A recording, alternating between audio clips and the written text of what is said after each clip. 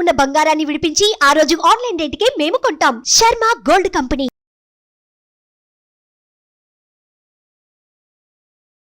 నమస్కారం, welcome to Suman TV. ఈ దశాబ్దంలోనే అతి ఎక్కువ నిడివి గల సూర్యగ్రహణం ఏర్పడబోతోంది. అది కూడా ఏప్రిల్ 8వ తారీఖున. పట్టుబిడుపు సమయాలు ఎప్పుడు ఉంటాయి? అసలు భారతదేశంలో ఉన్న వాళ్ళు నియమాలు పాటించాలా? ఏ విధమైన ఫలితాలు ఈ సూర్యగ్రహణం ఏ రాశుల వారికి ఎలా ఇవ్వబోతోంది? వీటి గురించి తెలుసుకుందాం. ప్రస్తుతం మనతో పాటు ఉన్నారు ప్రముఖ జ్యోతిషులు, తంత్రశాస్త్ర కోవిదులు డాక్టర్ ప్రదీప్ జోషి గారు. వారితో మాట్లాడి మరిన్ని విషయాలు తెలుసుకుందాం. గురుగారు నమస్కారం అండి. గురుగారు, ఏప్రిల్ 8వ తారీఖున అతిపెద్ద సూర్యగ్రహణం ఏర్పడబోతుందని విన్నాము. అంటే భారతదేశానికి ఉంటుందా ఉండదా? పట్టుబిడుపు సమయాలు ఏమిటి? అలాగే ఏ ఏ రాశుల వారికి ఎలా ఉండబోతోంది? ఈ వివరాలన్నీ తెలుసుకోవాలనుకుంటున్నాను. అచింత్య వ్యక్త రూపాయ నిర్గుణాయ గుణాత్మని సమస్త జగదాధార మూర్తయే బ్రహ్మణే నమః. ఇది సూర్య సిద్ధాంతంలో ఉండేటువంటి ప్రథమ మంగళాచరణ శ్లోకం. ఏమంటారు అంటే సమస్త జగదాధార మూర్తయే బ్రహ్మణే నమః అంటారు. సమస్త జగత్తుకి ఆధారం ఎవరు అంటే సూర్యుడే. ఆయన లేకపోతే మనం ఎవరం లేం. సూర్యుడు లేకపోతే గ్రావిటేషన్ లేదు, సూర్యుడు లేకపోతే ఇంకేం లేదు, ఇంకా మొత్తం అంతా కొలాప్సే.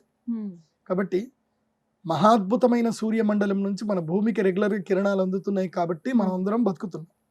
ఈ భూమికి ప్రాణశక్తినిచ్చేది ఎవరు అంటే సూర్యుడే. ఈ సూర్యగ్రహణము యొక్క కిరణాలు రెగ్యులర్గా పడుతూ ఉంటాయి. అంటే ఒక యూనివర్సల్లో ఒక ప్రాసెస్ ఉంది. అంటే ఉదయం నుంచి సాయంత్రం వరకు సూర్యుడి కిరణాలు పడతాయి. ఇదంతా ఒక ప్రాసెస్. కానీ ఆల్ ఆఫ్ సడన్ గా స్ట్రక్ అయిపోతుంది.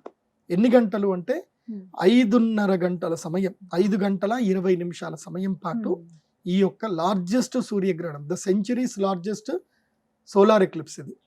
ఈ సెంచరీలోనే లార్జెస్ట్ ఎక్కువ సమయం ఉన్నటువంటి సూర్యగ్రహణం ఇది. మనకి ఉగాదికి ముందే రావడం అనేది ఒక అరిష్టము. ఇది ప్రజలు తీవ్రంగా కొట్లాడుకుంటారు, తీవ్రంగా గొడవ పడతారు, యుద్ధ భీతి జరుగుతుంది. ఆ ప్రభావం సంవత్సరం మొత్తం ఉంటుంది.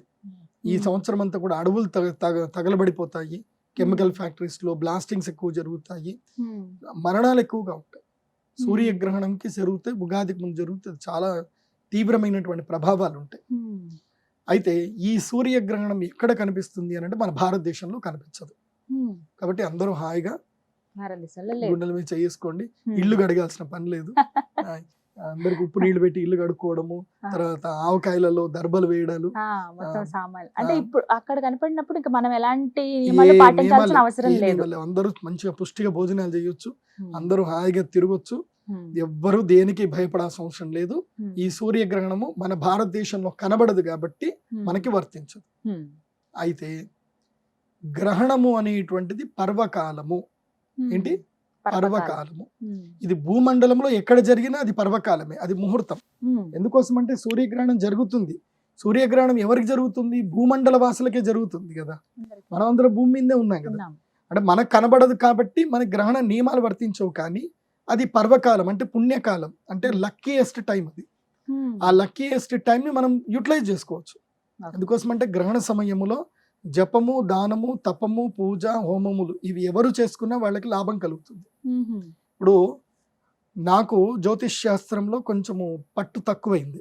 ఎప్పుడు చిన్నప్పుడు నేను నేర్చుకునేటప్పుడు మా నాన్నగారు ఏం చెప్పారు, నీకు జ్యోతిష్ శాస్త్రంలో పట్టు తక్కువ కదా, ఈ యొక్క పరాశర హోరా శాస్త్రము నువ్వేం చెయ్యు, గ్రహణం రాబోతుంది, రాబోయేటువంటి చంద్రగ్రహణం వస్తుంది, అప్పుడు నువ్వు వెళ్ళి గోదావరి తీరంలో ఉండి ఇది పారాయణం చెయ్యు అని అన్నారు మా నాన్నగారు. మా నాన్నగారు చెప్పినట్టుగా నేను వెళ్ళి పరాశర హోరా శాస్త్రము గ్రహణ సమయంలో నేను పారాయణం చేశాను. ఇప్పుడు నాకు మొత్తం తెలుగు రాష్ట్రాల్లో మంచి నెంబర్ 1 పొజిషన్లో, కానీ ఇప్పుడు స్టార్ మాలో ప్రోగ్రామ్ కానివ్వండి, సుమన్ టీవీ వాళ్ళతో కానివ్వండి, ఇంత అనర్గళంగా మాట్లాడుతున్నాను అంటే ఆ రోజు, ఆ గ్రహణం రోజున నేను అమ్మవారి గురించి అక్కడ బృహత్పరావర శాస్త్రం పారాయణం చేశాను కాబట్టి, తర్వాత సూర్య సిద్ధాంత పారాయణం చేశాను, తర్వాత కంఠము వరకు నీళ్లలో ఉండి తపస్సు చేయాలి, కొన్ని జపాలు చేయాలి, అవి మేము చేశాం, చాలా వరకు చేశాను. ఆ సిద్ధి కలిగింది కాబట్టి వాళ్ళ విశుద్ధి చక్రం బాగుంది కాబట్టి నేను చెప్పేది మీరు అందరూ కూడా వినగలుగుతున్నారు.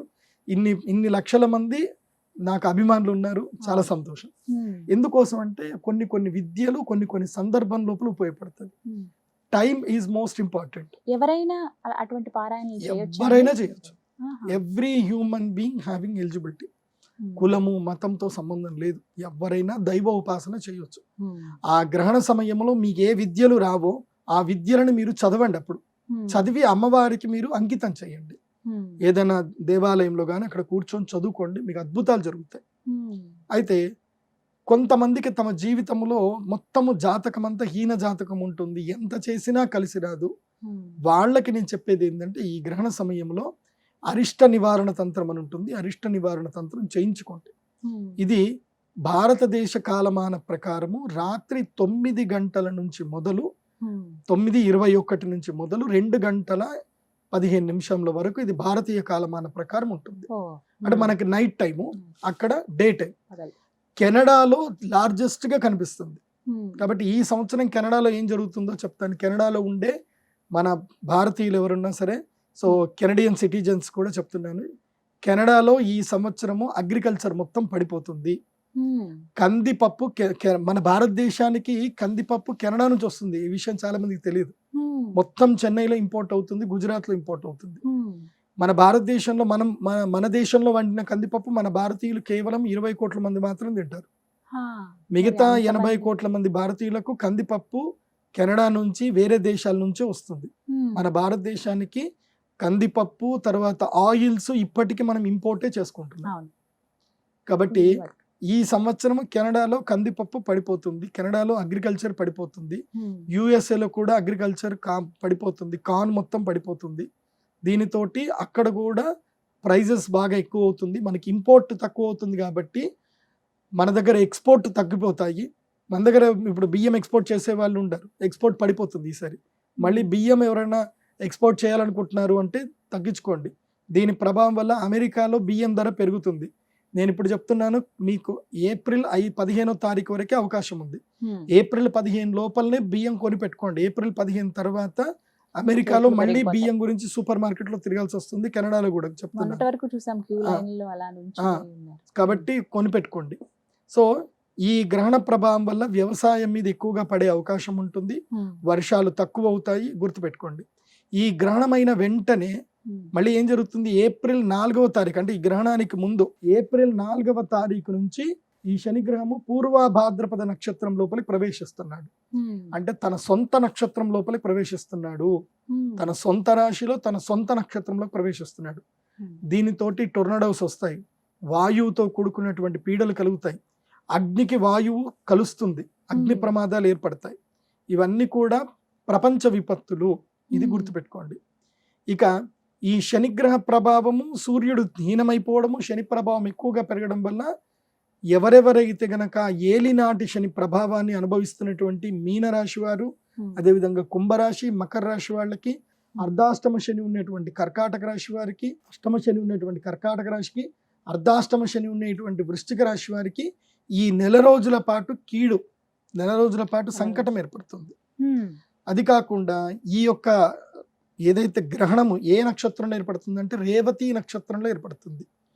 మీనరాశిలో రేవతి నక్షత్రం ఏర్పడుతుంది. కాబట్టి మీనరాశి వారికి ఇది అధమ ఫలితము, మేషరాశి వారికి ఇది అధమ ఫలితము. గుర్తుపెట్టుకోండి, మేషరాశి వారికి ఇది అధమ ఫలితం. గురువుగారు, ఈ గ్రహణ ప్రభావం 12 రాశుల వారిపైన ఏ విధంగా ఉంటుందంటే అధమ ఫలితాలు ఏ రాశి వారికి ఉంటాయో తెలియజేస్తారా? ఈ గ్రహణము అధమ ఫలితాలు మీనరాశి, మేషరాశి, సింహరాశి, ధనుస్సు రాశి వీరికి అధమ ఫలితాలు. ఆల్రెడీ తెలుగుదేశం పార్టీ అధినాయకులు చంద్రబాబు నాయుడు గారిది ధనుస్సు రాశి. ఆయనకి ఈ గ్రహణం ఏప్రిల్ 4తో అరిష్టం ప్రారంభమవుతుంది. ఆయనకి నెల రోజుల పాటు, అంటే కరెక్ట్ గా ఎలక్షన్ టైంకి ఆయన గ్రహణ ప్రభావం ఉంది ఇప్పుడు ఆయనకి. కాబట్టి మీన, మేష, సింహ, ధనుసు రాశి వారికి ఇది ఈ సూర్యగ్రహణము అరిష్టము. ఈ గ్రహణ ప్రభావము నెల రోజుల పాటు ఉంటుంది, నెల నుంచి 48 రోజుల పాటు ఉంటుంది. అంటే ఎలాంటి ఫలితాలు ఉంటాయి వారికి? అంటే ఏముంటది, అనారోగ్యం రావడము, లేదంటే ఏవైనా సరే అప్పుల పాలైపోవడము, ఆస్తులు అమ్ముకోవడము, లేదంటే చిన్న చిన్న యాక్సిడెంట్ జరగడము, ఏదో ఒకటి ఇబ్బంది అయితే కలిగే అవకాశం ఉంటుంది. గ్రహణం ప్రభావంలో అరిష్టము అంటే ఇంకా ఏదో ఒక రూపంలో అరిష్టం వస్తుంది, తగాదాలు అవుతాయి, ఉన్నట్టుండి మంచి మంచి స్నేహితులు కూడా మోసం చేసే వాళ్ళకి మారిపోతారు. నేను చూశాను చాలా మంది 20 ఏళ్ళ నుంచి ఉన్న స్నేహము ఒక్కరోజు ఒక కష్టం వచ్చిందని చెప్పి బంధం తెంచేసుకుంటారు. నమ్మకానికి డబ్బులు ఇస్తారు, నమ్మకంతో కొంతమంది లక్షలు ఇచ్చుకుంటారు, వైట్ పేపర్ మీద రాసుకొని కోట్ల రూపాయలు ఇచ్చుకునే వాళ్ళు కూడా ఉంటారు. సో గ్రహణ ప్రభావం వల్ల ఏం జరుగుతుందంటే వీళ్ళకి నష్టం జరిగే అవకాశం ఉంటుంది, అదే నమ్మక ద్రోహాలు జరిగే అవకాశం ఉంటుంది. కాబట్టి వీరు తప్పకుండా అరిష్ట నివారణ తంత్ర యాగం చేయించుకోండి. చాలా మంది అంటే ఈ మధ్య నేను కొంతమంది ఉన్నారు, వాళ్ళకి పని పాట ఏమి ఉండదు, అంటే ఎవరైనా బాగుపడుతున్నారు, ఎవరికైనా ఏదైనా మంచి చేస్తున్నారంటే వాళ్ళు ఏదో ఒకటి చెప్తారనమాట. అవన్నీ గ్రహణాలకు మీరు డబ్బులు పెట్టకండి, మీరు ఏం ఖర్చు చేసుకోకండి, 2 స్తోత్రాలు చదువుకోండి అని ఏదో చెప్తున్నారు. వాళ్ళు చెప్పిన మాట కూడా మీరు వినండి, నేను వాళ్ళకు వద్దు అని చెప్పను. గ్రహణ సమయములో ఒక్కసారి ఓం నమ శివాయ అన్న 100 సార్లనంత పుణ్యం, ఒక్కసారి ఓం నమ శివాయ 100 సార్లనంత పుణ్యం. కాకపోతే కృష్ణుడు ఉన్నాడు, కృష్ణుడు ఎవరు? భగవంతుడే. ఆయనకు గురువు ఉన్నాడా లేదా? విశ్వామిత్రుడంతటి గొప్పవాడు ఉన్నాడు. విశ్వామిత్రుడికి సాధ్యం కాంతి లేదు, ఆయన దగ్గర బ్రహ్మాస్త్రాలు ఉన్నాయి, అన్నీ ఉన్నాయి. ఆయన రాముణ్ణి ఎందుకు తీసుకొని వెళ్ళాడు యజ్ఞ సంరక్షణకి? ఆ తాటకి తర్వాత మారీచ సుబాహులు యజ్ఞాన్ని పాడు చేస్తుంటే ఆయన రాముణ్ణి ఎందుకు తెచ్చుకున్నాడు? ఆయన దగ్గర బ్రహ్మాస్త్రాలు ఉన్నాయి కదా, వాడొచ్చు కదా, వాడలే కదా, ఆయన గురువు. అప్పుడు ఆయన ఏం చేశాడు? రాముడికి అస్త్రాలు ఇచ్చాడు కానీ ఆయన వాడలే. కాబట్టి ఇక్కడ మనం అర్థం చేసుకోవాల్సింది ఏంటంటే, మంత్రము అంటే శక్తి లేనటువంటి వారు మంత్రం చదువుకోవచ్చు, శక్తి ఉంది, త్వరితగతిన కావాలి, చేయగలిగే శక్తి ఉంది. నీ యొక్క కర్మ ఫలాల్ని నువ్వు ధన రూపంలో పెట్టుకొని నువ్వు దానం చేయగలిగే శక్తి ఉన్నప్పుడు దానం చెయ్యు. దాన్ని నువ్వెందుకు ఆపుతున్నావు? మంచి పని చేయాలనుకున్నప్పుడు నువ్వెందుకు ఆపుతావు? శక్తి ఉన్నప్పుడు శక్తి ఉన్నప్పుడు చేయాలి. ఇప్పుడు శక్తి ఉన్నోడే అన్నదానం పెట్టాలి, శక్తి లేనోడు అన్నదానం ఎక్కడ పెడతాడు? పెట్టలేడు కదా. కాబట్టి ఎవరి మీద సెటైర్లు వేయకండి, మీరు మంచిగా చక్కగా అందరికి మంచి చెప్పండి, మీరు మంచి చేసుకోండి. అలా చేయకండి, ఇలా చేస్తున్నారు, ఇలా అమ్ముకుంటున్నారు, ఇలా చేయకండి ఎవరికి. ఎందుకోసం అంటే మీ మీద పడ్డారనుకోండి జనాలు అసలు తేలుకోలేరు మీరు అసలు. కాబట్టి శత్రుభావన ఎప్పుడు కూడా సనాతన ధర్మంలో పెట్టకండి, ఒక్కోళ్ళ గురించి ఒక్కోళ్ళు చెడుగా చెప్పుకోకండి, మొదలే చెప్తున్నాను. ఎందుకోసం అంటే గ్రహణం చేసేటప్పుడు ఒక్కోళ్ళకి శక్తి ఉంది, చాలా మందికి మేలు చేస్తారు, మేలైన వాళ్ళు తిరిగి వస్తున్నారు వాళ్ళ దగ్గరికి, నీకేం కష్టం వచ్చింది? అదొకటి. సో అరిష్ట నివారణ తంత్రం చేయించుకుంటే మంచిది.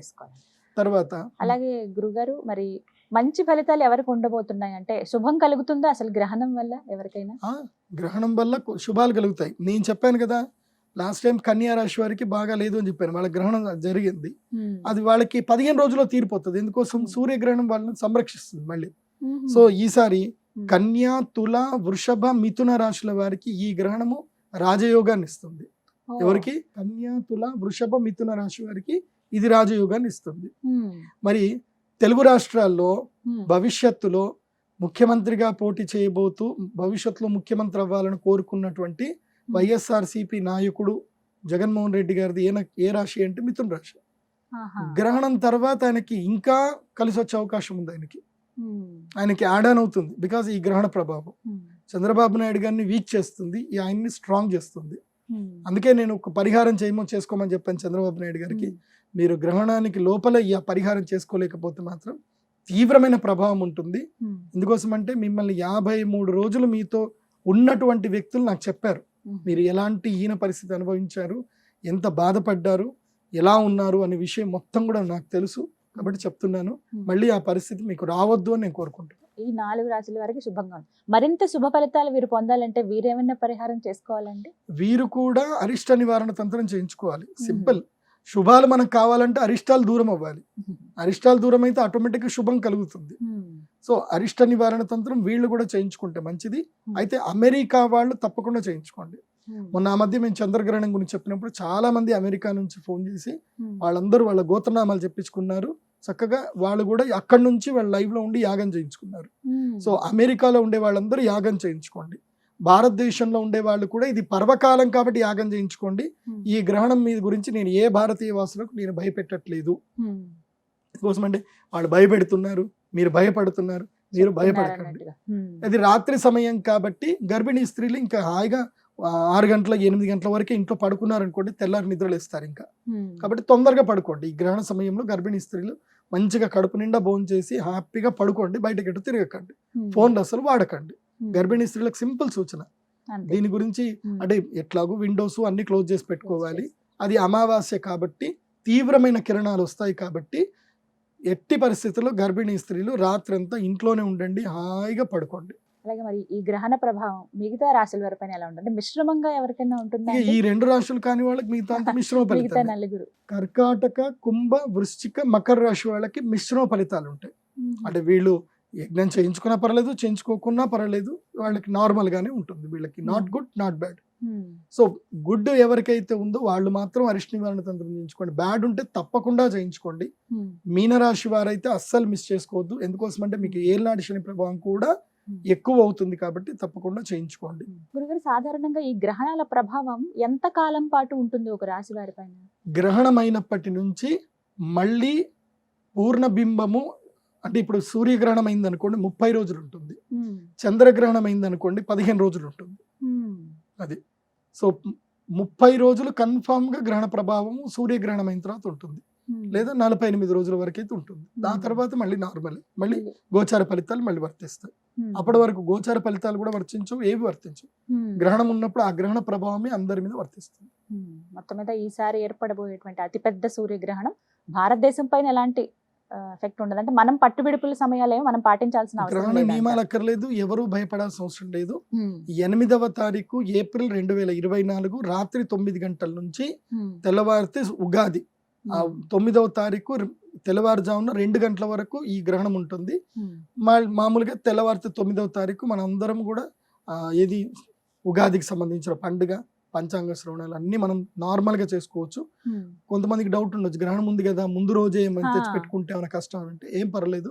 మన భారతదేశంలో ఏం లేకపోతే ముందు రోజులు అన్ని తెచ్చి పెట్టుకోండి, ఏం కాదు.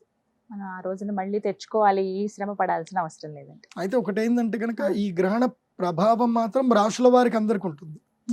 గ్రహణంలో ఈ పర్టికులర్ టైంలో మనం దేవాలయాలు మూయకూడదు, అన్నం తినకూడదు, గర్భిణీ స్త్రీలు జాగ్రత్త పడాలి, తర్వాత ఆహార పదార్థాల మీద దర్బలు వేసుకోవాలి, ఇల్లు కడుక్కోవాలి, ఈ నియమాలు వర్తించు. కానీ గ్రహణ ప్రభావం మాత్రం రాశుల వారికి మాత్రం వర్తిస్తుంది. అది ఎక్కడ జరిగినా భూలోకంలోనే కదా మనం ఉండేది. సో మనకి రాశుల వారికి మాత్రం మనకి అది వర్తిస్తుంది.